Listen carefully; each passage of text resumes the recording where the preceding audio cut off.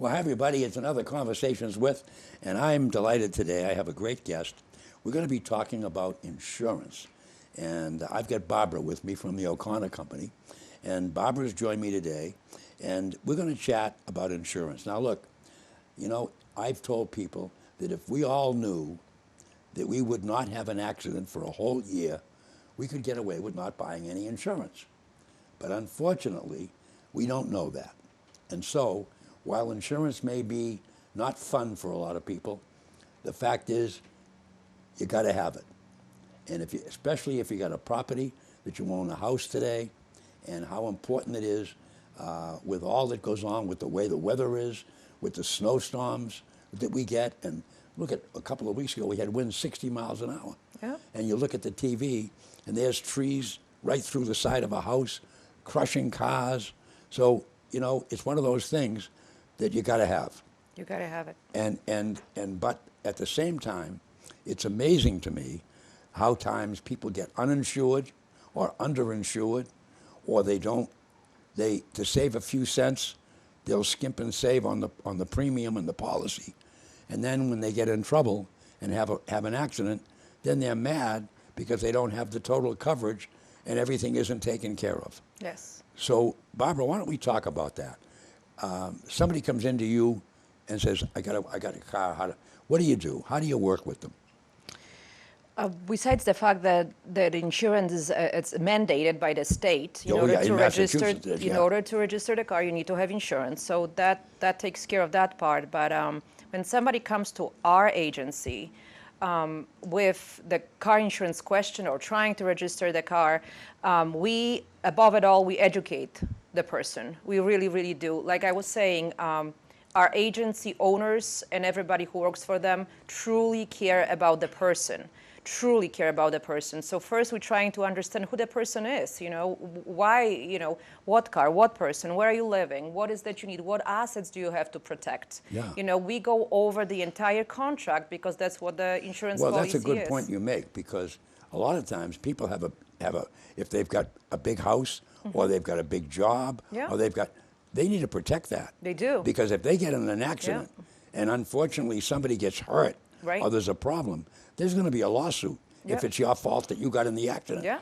And they'll go after anything they can get. Absolutely. And so you have to make sure that your insurance is ample. Right. Because if it isn't, you got to pick up the difference. Yeah, you will. You will end up paying for the attorney's fees in the litigation costs. That's right. Yeah. So you're protecting not only what you have, but the potential losses that you might acquire due to the lack of certain coverages. Yeah. So our job is to make sure that we first understand the client, fully understand the client so we can educate them in the right way. And protect them. And above it all, to protect the client, because we don't want our clients, to get to the point that they have nothing to rely on except their own assets that, believe me when I tell you, will be liquidated. Oh, yeah. The faster than they know it. Yeah. When somebody gets hurt, or God forbid anything else like that happens. That's right. Yeah, so this is what we do. Now, one of the other problems too is houses. People insure their house. Yes. And they have to make sure, people don't realize what's in that closet. Yeah, absolutely. People absolutely don't really understand what they have. You have a fire that burns the house down to the ground. Yeah. Now, you still got the cellar, you still got the foundation, but if you had a closet and you've got 10 years worth of clothes, and you got to go replace those. Yeah. And so people don't realize, all the little things that will happen, and then all the furniture. Yeah. And so it isn't just the house. Now you got to rebuild it. Yeah. And don't forget, when that house was built, it was built for a lot less than it's going to cost you to build it now. Right. To build it back up. And once again, people don't realize it. People don't realize it, and people in general, coming to us hating insurance. People don't like insurance. Oh, no, people they don't. dislike insurance to begin with. That's People don't mind spending $1,000 every 6 months for a new phone. Yeah. Because it's immediate gratification. Yeah. They spend and they have. Yeah. With insurance, you're buying yourself a peace of mind. You're buying the idea of protection. And often you don't even gonna use it. Well, that's what I'm saying. I mean, I have a situation where we've had insurance all my life. And let's just take the last 3 years. We've paid insurance on both cars and the house for the last 3 years. We haven't used a nickel of it. So that money's gone. And you look at that and you say, wow, all that money. Well, you've been protected too. You were. You bought yourself. Fortunately, and people don't realize, the last thing you want to have is an accident or a fire in your house. Believe me, it's the last thing you want. And I'll tell you what's happening now. There was a time when 70% of the accidents were speed. Right. Okay? Now it's changed. Speeding has dropped down to about 60%. And let me tell you what what 40% is distracted drivers. Oh, yeah. People on their cell phone. When I got my first car, I was telling someone this, I had a 1941 Ford. I was 16, years ago. I'm old, years ago. The only thing I had on that dashboard was an AM radio. That's all that was there, right? The new cars today, they have 56 buttons. So much computers. 40 things. So much computer, up a computer screen. Navigation system. A backup camera. You know. So you got all these things on the dashboard, and you're watching them, and you're supposed to be watching the road. Yes.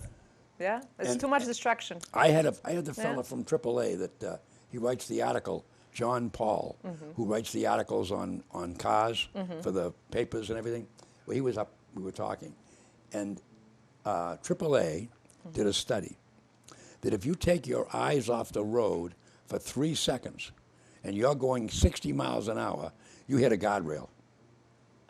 3 seconds, because the road doesn't stay straight. Right. Roads turn. Turn. Yeah. And you're driving along, and you look down, and you're not looking at that road. And then what happens? He said the other problem people have is all these roads, especially the Turnpike, Route 395, they were all built back in the 60s and 50s. And all those exits, that's why they have a big yellow sign that says 25 miles an hour. Because if you don't, you're going to roll over. Because when they built those roads, they didn't have minivans. Yeah. They didn't have SUVs. The cars were more fitting. Cars were big and low and heavy. They had big bumpers on them. You know, right? Now you're in a minivan or you're in a SUV that's high. Yeah. And even buses. Now they got double-decker buses. Yeah. You go around the corner, and that thing lays right over on its side. Yeah, that's true. You know, and people don't realize, you know, and then, you know, people drive too fast. Period. We're always in a hurry to go someplace. The ones I get a kick out of, if I'm driving along, and they're behind me, and I'm doing the speed limit. Let's say it's 50. I go 48, 50. And they'll pull out and go zooming around me. And then we get to the red light, and they're right next to me. And I wave. Hi, it's me. You know. Like we said, people most of the time are not really speeding because they need to speed. They just speed because it can. Because they can. Yeah, they can, and they just angry, and you know, and the times are not that great, so people take it on other things than road rage. They jump out of the car. Road rages jump out of the car and punch each other and shoot each other. Yeah. You know, I mean, crazy. It's crazy. People are, not the safest times to live in. No, and then the other thing too is, if you live in New England, look at the weather we have. Oh, that's another thing. Absolutely. Was it 3 weeks ago? We had that storm. We had wind and rain. 60-mile-an-hour winds. We had trees blowing over. Yeah. You know, and people, like I've got a big oak tree beside my house. I've already called up to have the man come and cut it down. Yeah. Because if I don't, it's only a matter of time. I'm going to have it in my bedroom. Yeah. And I better not be in there when it happens, you know. But since I can't dictate that, if that happens in the middle of the night, I might not make it. No, that's right. You know, if people that thing comes down, be responsible for their own actions. and people don't realize how dangerous.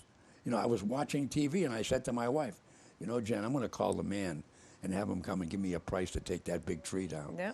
She says, why? I said, I was just watching TV, and there was 4 or 5 stories of trees right down through the house. Another one right down 2 cars in the driveway, crushed. You know, I said, and I'm sure they got insurance, but that's another problem. You start using your insurance, and they're not going to want to insure you. No, there's always a place to get coverage. Oh, it's going to cost you a little more than if you don't have any claims or accidents. Absolutely. Yeah. But there's always. Well, that's another thing. People don't realize now. I know some companies, like on the deductible, if you don't use it, they give you a credit every year. Disappearing deductible. Yeah, disappearing. So it'll come, because I've heard Jen, somebody she said, well, you have a $500 deductible, but you have a $200 credit, so it's only $300. Yeah.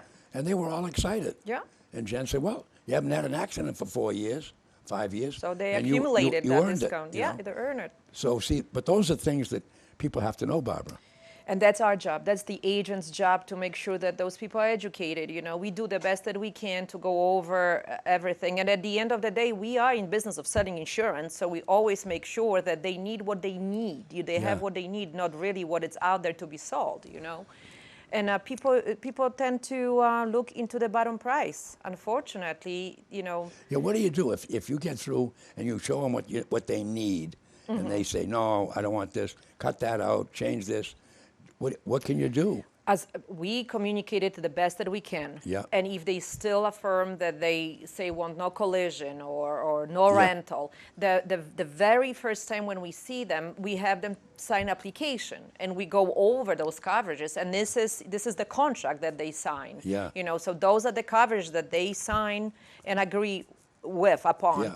And then later, sometimes when we're looking into the renewals, we still going after those people and we're trying still educate them, you know. But you see, the problem is, from their perspective, they think you're trying to sell them something. Oh, they always do. And you're not. Yeah. You're trying to help them. No, we really because don't. Because if I'm telling you, you know, I have a situation where my wife works for one of the big insurance companies, and I hear some of the conversations that people have. Yeah. And they get mad and they're angry, and my wife says to them, but you don't have the coverage. Yeah. You didn't want to buy it. You didn't want to spend the $15 extra. You didn't want it. You didn't want it. Yeah, that's true. Know? And then she says, I have some people, like for instance, if you have the $30 rental fee and you belong to AAA, you get $45 because AAA participates. Right. And they'll say, really? Wow, isn't that great? You know, they're really excited. Yeah. And Jen said, well, that's what you bought. Yeah. You know, and you belong to AAA, and now you can go get yourself a good unit.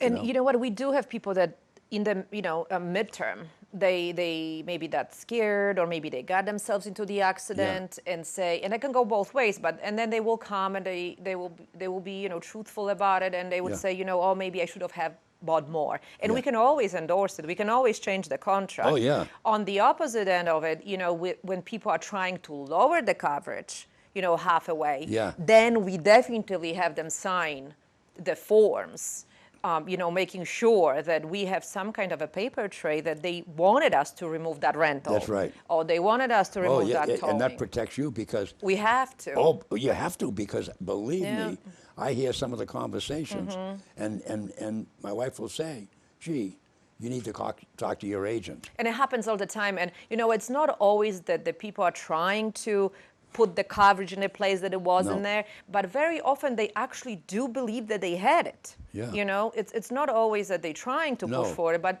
they really, truly believe they had everything. Believe they had it. So the only way for us to prove it is to show them that they signed for it. I have to tell you, and you probably know, I lived in New Hampshire for a while, and in New Hampshire, you have to sign a paper that you have insurance. Right. Well, I happen to know that a lot of people lie. They say they have it, but New Hampshire doesn't make them prove it. Right. And I've had people who don't have insurance get their license plate, said they had insurance, they don't have it. And they didn't really have it. Yeah, and they don't have it. And so people in Massachusetts are very fortunate, because you can't put a car on the road in Massachusetts without insurance. Absolutely. And you know what, the risk in all of it is not so much the physical damage on any of it, not on the car, not even on a home, because the homes can get rebuilt. Yeah. The real risk for the insurance companies is the liability exposure. Oh, yeah. You know, the litigation costs. Oh, yeah. All of it. That's when it gets really, really expensive and yeah. time consuming. And we know because, truthfully, since September 11, there's one disaster after another, one catastrophe after another. Hurricanes, you know, gas explosions in Andover, you know, it's one after another. We know, because this is what we do, but the insurance companies a few years ago, they were paying, you know, a couple of millions of dollars in claims. Now what used to be $3 million is $37 million. That's how much they pay. So, and at the end of the day, they are in business of making money. They have to make profit to sustain themselves. I tell people all the time, insurance is based on what happens. Right. And I told somebody, I said, for instance, if the insurance companies of the country knew that in the next 4 days, 100,000 people would break their right arm, they would say, we don't cover right arms. Right. And this is, and that's true. That's exactly what happens at the end of the day. I have a very dear friend who's an actuary who tells you what it costs to insure. And she was telling me that, she said, it's amazing. She said, we have these big corporations that own 10 buildings. And we have to put a plan together, she says, to protect them. Well, yeah. You know, and she says, we're talking hundreds of thousands of dollars. If not millions, sometimes, often. You know, for coverage. And she said, you know, she said, they look at me like I'm crazy. And I said, well, if that thing blows up, what do you think it's going to cost to rebuild a 16-floor building? You know, people don't realize. Yeah, unless they self-insure. Well, the biggest problem you got now is, like I keep telling people, nothing stays the same. Nothing. You know, I used to tell people when I used to own radio stations, and I would tell people, you know, you either get smaller or you get bigger, but you can't stay the same. You can't. Because if you go from this year to next year, it's going to cost you more money next year to do what you did this year. Yes. Okay? I mean, if you think I'm kidding you, there's a great little restaurant over in Southbridge that opened in 1957. And he still has one of the menus. Where's that? Across the street? Mario's. Okay. It's a little Italian restaurant. Yeah, right across from the theater? Yeah. Mario's has a little place, and I love to go. Great Italian food. But he's got the menu when he first opened. and a spaghetti dinner was 98 cents. Today, that same dinner is $9, okay? Yeah. And next year it's going to be $10. Right. That's very true. It's going to cost him more to put the lights on, to cover the insurance, to buy his product. Nothing stays the same. So I used to tell people all the time, you can't stay the same. You either get smaller or you get bigger. Yes. Because if you try to stay the same, you're going to get smaller. Right. Because you can't, so you've got to keep growing. Yeah. You have to keep growing. You have to evolve. That's right. With and if the you don't, technology now and everything around you. And look, I tell people all the time, up until about 12 years ago now, maybe 10 or 12 years ago, nobody ever had a problem get a hold of me. When I was on the road, because I would go on the road, and I would stop at 10:30 and call my office, go to a phone booth, put a dime in, call the office. Anybody need me? And she'd tell me, and I'd write it down. And then I'd go call again about 2 o'clock, and then I'd get back to the office at 4:30 and call everybody back. Well, now you go to the grocery store, and they're walking down the aisle with a phone on their ear. You have to be connected. They can't go anywhere. I have to tell you, Barbara, I have a flip phone, okay? Because all I need to do is call somebody and text. That's all I need. So I go in, I'll go to a restaurant, and if I go to the restaurant with my wife, and I see people, boyfriend, girlfriend, husband, wife, and they're both sitting there, and there they are, on their phone. So I go in with my flip phone, and I open it up, and I go, and I make fun of them. You're mugging them. I make fun of them, see? And then they'll go, and they'll put it down, you know? But it's true. Well, that brings up the whole other issue of etiquette and, you know, everything, how it should be. No, but I'm not talking that. It's just, I mean... connection, constant we go connection. shopping, and they're walking up and down the aisle on the phone. You know, I told somebody, do you know the most asked question in the world today? What is it? Where are you? Because you answer the phone and say, where are you? What do you care? None of your business. What do you mean, where am I? That's what everybody asks. Where are you? That's true. That's a good one. Where are you? You know, but you know, it's the society we live in, and the problem is, and as I said, even with insurance now, 40% of the accidents are distracted drivers. But yeah, who are on the phone, and the states have passed laws now that you're not supposed to be on the phone. Yeah, that's very true. And I've seen them with a phone on one hand, and they're trying to turn a corner, and they're trying to turn the wheel fast. Mm-hmm. No, one slip and you're gone. You're gone, and God forbid other people are gone with you. Oh, you know, that's the worst. That's the biggest problem. See, I have to tell you a story. When I was a kid, I got my license when I was 16. And back in those days, we had a registry in town, and they had a registry police officer who gave you drivers. You went out with him. And my uncle took me out, and he was in the back seat. And when we finished, the registry inspector would just give you a piece of paper. It was a yellow piece of paper. And then your license would get mailed a couple of days later. Yeah. So he'd give you a yellow piece of paper that you could drive, and he'd fill it out.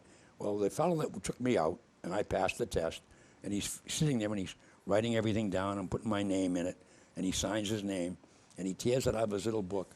And when he handed it to me, he says, Richard, I'm giving you a license to kill. And I got goosebumps. And he says, listen to me carefully. Don't take it lightly. I hope you never use it for that. But he said, you need to drive. Remember those laws and all those rules that when you took the test?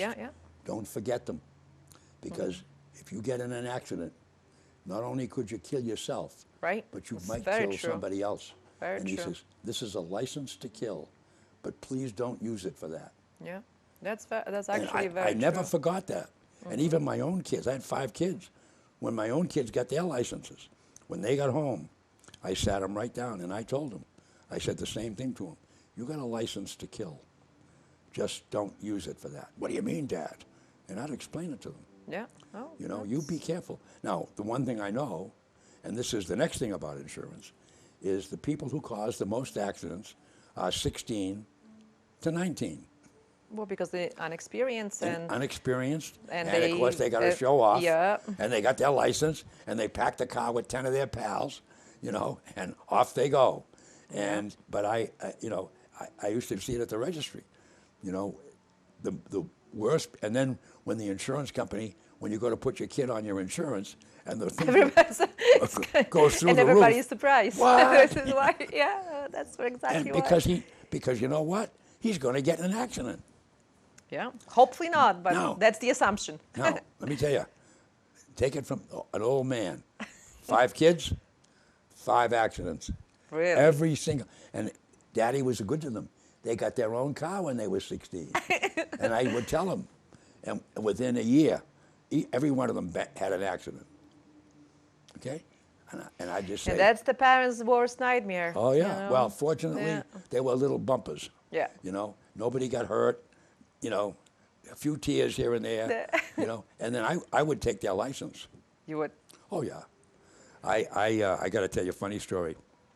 My oldest son, that's when I was commissioner of highway safety. So I knew all the police officers. And I used to I got them low number plates. So all my kids had low numbers. So I knew where they were all the time.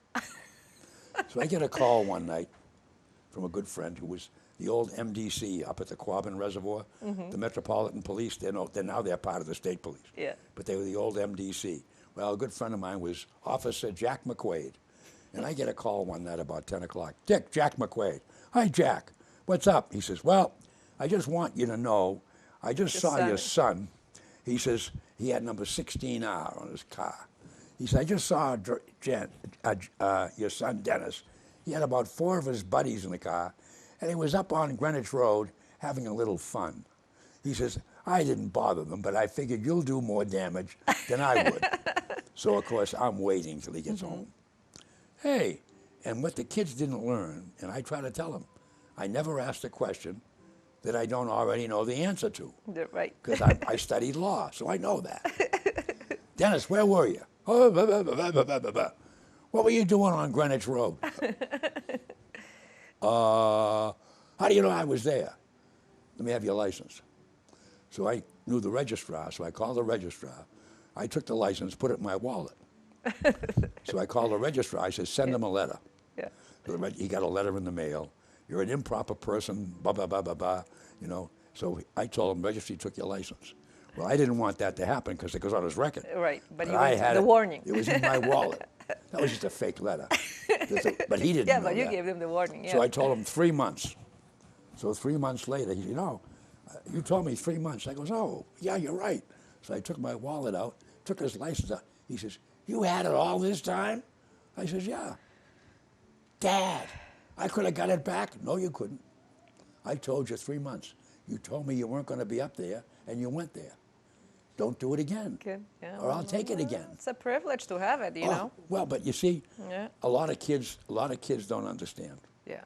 and they get themselves in trouble. Yeah. And they do things because they're kids. Yeah. We were all there. There, Okay. right. Yeah, they're just Everybody did it. inexperienced. They don't know and much, they you don't, know. and they don't understand. Yeah. And they get in an accident. Carried away. Yeah, and they get in an accident, and they ooh, Yeah. you know. And I Yeah. said, well, And that's the worrisome because if Dad, you going to fix the car for me? No. yeah, You and fix it. You wrecked it. You yeah. fix it. Yeah, and you know what? We had a situation like this a few years back, and everybody always says, you know, oh, what if something happened? They can take nothing from me. I have nothing. Oh, really? Oh, everybody has something. Oh, everybody believe me. has something, and there are people that How are about your trained- house? They gonna put a lien on the house. Yeah, house, the future earnings Sure. of the college students. Yep. They might not have anything now, so they will be No. paying $25. But the moment that they graduate, moment they're starting to make the money, That's right. They got a lien they're on gonna them. come on the door, and Yeah. There is your mechanic's lien. Oh, why not? Yeah. And this is absolutely. So the message is everybody has something. Yep. So that's for right. sure. Yep. That's for sure. And they'll take it. Yeah, and they will take it. They don't care. No. No. So No. insurance Very is vital. important, very important. And you know, what I think is also very, very important is to have, and I mean it, to have a good agent. Because now with the millenniums and all the new generation, you know, Yeah. people tend to go online and buy their own insurance because the price is right. Of course Yeah. the price is right because you don't know what you're buying. That's right. You know, I don't do my own paintings on my house because I'm not a painter, you That's know. right. So don't buy your own insurance. Make sure you have the relationship Tell with the people agent. how they get a hold of you. People can get hold of me in the O'Connor and Company Insurance Agency, calling 508-943-3333. We're in Dudley. And we in Dudley, but we just acquired another agency in Southbridge. Okay. So we have presence in both towns. We are local agents. Yep. You know, we are everywhere, involved with community. We serving, you know, all the Charlton, Webster, Good. Oxford, Auburn. We go as Yeah. far as like Cape Cod. Good. But my message, my main message is to really have a good relationship with the good agent who actually cares. Good. You know, because you're gonna pay the premium no matter what. So why don't Oh, you have yourself an you know, advocate? and not only that, but you know, Barbara, you said something. You sit with these people, you tell them what they need, you explain it to them, you show them how important it is, Yeah. and then they make their own decision. Yeah. But if they do what they're told, they're going to be protected. Yes, and you know also too, because we are living in the times when there is many different minorities, Yeah. you know, living in among us. So we make sure we speak several languages. Good. So we can explain it to the client. We speak Polish, we speak Russian, we speak Yeah. Czech. We have a Spanish-speaking people. Good. We actually do when we see that there is a need for a translation. We Yeah. make sure those people are you know, taken care of. Because we want them to understand the contract, because this is a serious legal contract. Yeah, absolutely. You know, so we want to make sure that, you know, they're signing something that they fully understand. Terrific. Well, Yeah. Barbara, we're out of time. That was great. I want to Thank thank you very much for stopping by. And folks, if you need Barbara, you know where to get a hold of her. Dudley, Massachusetts, O'Connor and Company Insurance Agency. There you go. And folks, that's another Conversations With.